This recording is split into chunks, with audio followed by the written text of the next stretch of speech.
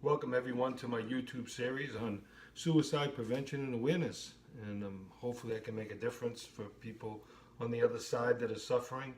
I've been there myself a couple of times, and if you watch any of my videos, you can go back to my first one on September 1st, my intro one, and hear my experience. Today's a sad day, 9/11. Behind me, you can see the picture. It's holding the flag, the firemen.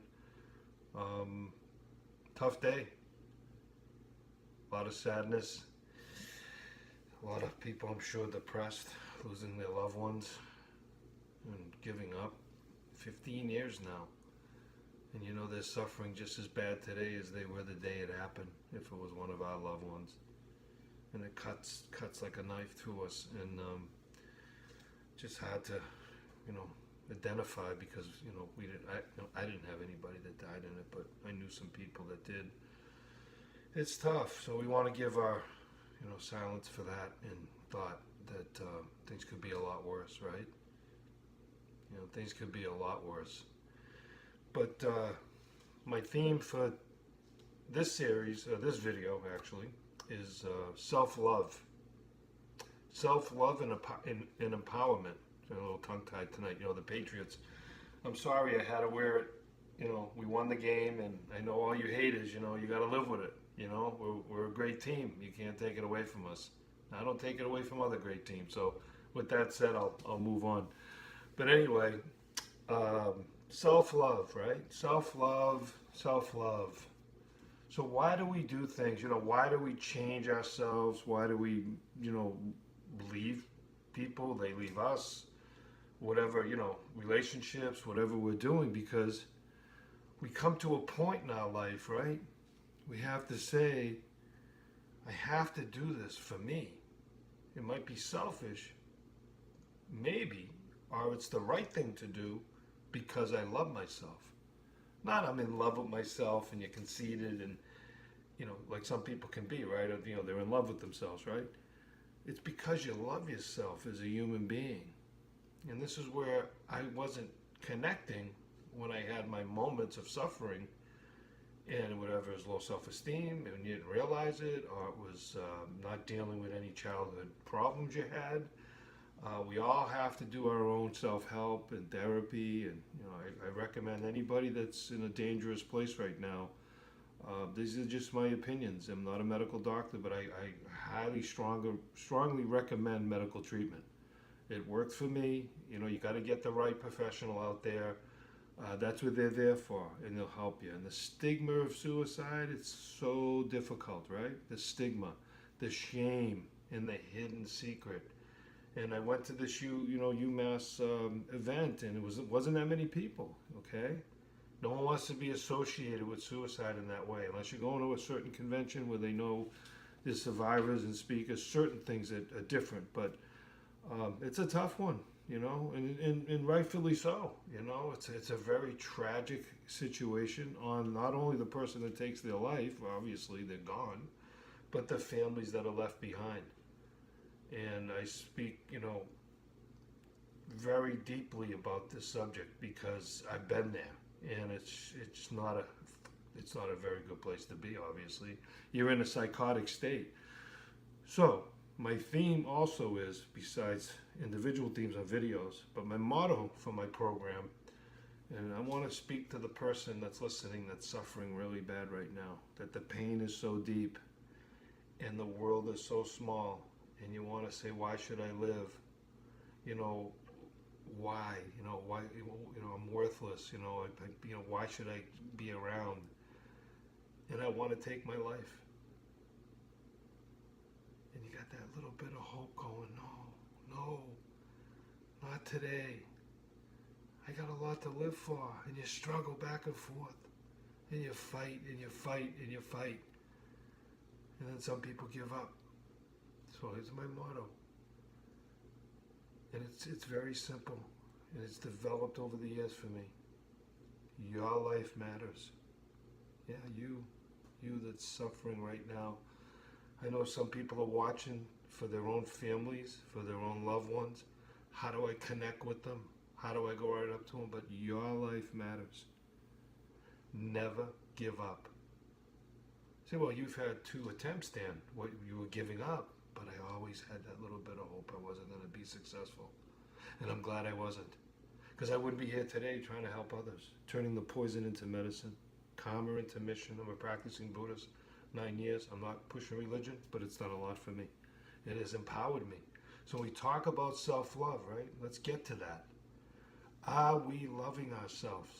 We're not waiting for the other person to love us anymore. If they love us freely, that's what it has to be. You can't change other people.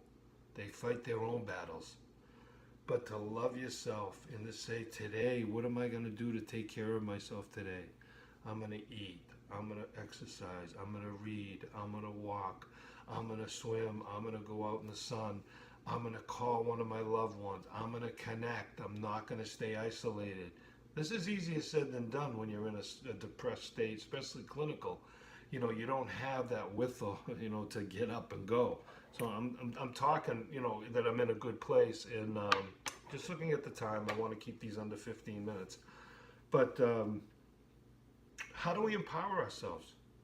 If we don't practice a religion or we're atheists or whatever, what do we do to empower ourselves?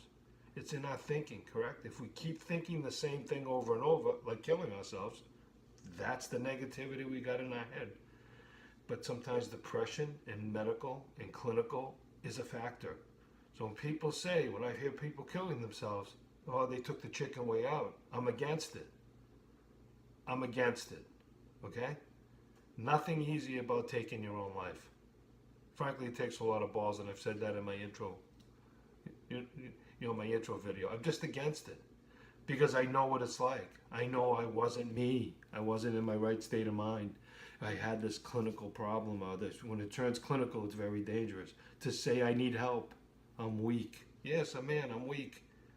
I'm not right. My chemicals are not right. Something's wrong. And I don't want to do something damaging to myself or other people. And these are the things that we got to be looking at, And we're exercising and we're eating right and we're not abusing drugs and we're not doing things we shouldn't be doing. We have to look at ourselves. We have to have balance, everything in moderation. So, I work on my own self-love, right? You got to feel good about yourself. I'm in a good place. I'm happy. I've created some life conditions for me that it works. I'm human though. I never said I was a perfect Buddhist. Buddhists suffer too. And I have my problems, and I have my breakups, and I have my issues, and I have this, I have that. When I open the door, here are the obstacles. But what I'm doing is I'm expecting you. I'm expecting every day that we're going to have obstacles. And when you start getting in that mindset, it's not so fearful. When you say, I'm not ready, I'm not ready, I'm not ready, I'm not ready, I'm not ready to let go, I'm not ready to let go, I'm not ready to let go. And how long do we hang on? And I've had some good counsel where, okay, you can have a big heart, you can have a bleeding heart. But when do we shut the valve off and we stop the bleeding? And we stop that kind of pain. We have to adjust. We have to make adjustments in our lives because if we don't, we're going to stay depressed for years, which I know some people that have been depressed for years. I can't do it for them. No one's going to come and do it for you. If you do not sit alone, just like people have made the decision to take their life, to live your life and empower yourself and get all the counsel you need, whatever you need, but ultimately it comes down to you. And we believe this in Buddhism. It really comes down to you in the end. What decisions am I going to make to put a smile on my face today and say, this is life, these are the devilish functions that go on, this is the good that goes on. I'm talking energy as a Buddhist, but whatever your belief is, we as long as the religion's helping people and it's helping people overcome their suffering, we're for it. We're very neutral. And we don't even down an atheist. That's their belief. There's still people too. So, self-love, because you love yourself. So you have to have that self-love. And that takes time to build. We don't jump into another relationship. We don't medicate ourselves. We sit with it. Yes, we sit with the mundane sometimes. We sit with the boring. We sit with that's life. And as we continue to do that, and we're getting over 10 minutes here, so I'll try to wrap up in the next 5. As we sit with it and we get to a point where we're abusing drugs, we're abusing ourselves, we're relying on someone else to take the pain away, these are all roads that are not going to give us self-love. So when we get into this empowerment and we get into this self-love, and you got to be kind to yourself, you got to be forgiving to yourself. We make mistakes, we just try not to repeat them and put an S on it too many times. And we have to look at this. We have to say accountability, responsibility, things that matter, clarity, consistency. It's the tough road. You know, we can all go out and party, we can all go out and have a good time. There's only so many good times you can have. We gotta suffer what we gotta suffer. That's part of this life. It's not gonna be smooth sailing all the time. And we have to accept these ripples, you know. They're ripples and they're waves. And we have to smooth them out. And we have to take responsibility for smoothing them out. I wanted to read something here that I saw that's in a couple of days on the wisdom. And it's so true, what we battle with inside. And I think it's a very true statement. The functions of both the devil and the Buddha. And this is not to push religion on anybody, it's just, you know, just a good wisdom overall. The functions of both the devil and the Buddha exist within our lives. Ultimately, our battle is with ourselves. Whether in a Buddhist practice or in activities in society, or whether in historical, political, or economic developments, everything essentially boils down to a struggle between the positive and negative forces. And this, we know, in our practice anyway, occurs every second. People can turn negative like that. We can get angry like that. Do we rebound and we say, I'm sorry? And even if it wasn't our fault, they say you're sorry for being angry, swearing, whatever you do, you have to come back with something because it's only good for you to do that. But it doesn't mean we're going to be perfect and we're human beings and we're going to do stuff that hurts others. And we have to try to do less of it and really get into the point where, you know, we have this feeling of, okay, what can I do to make things better today? How can I have a winning day? How can I get other people to see this and have a winning day? How do I get up every day?